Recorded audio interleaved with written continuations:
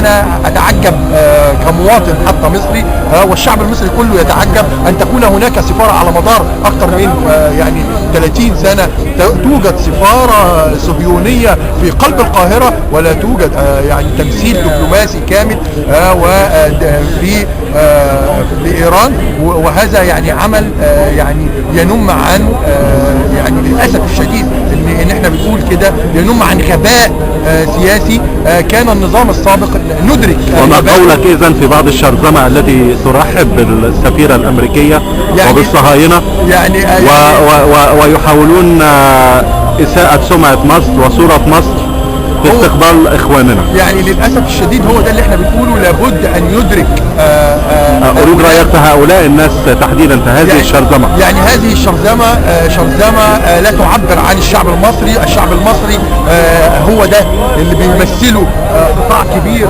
النهارده، هو ده الشعب المصري الحقيقي بكل اختياراته وكل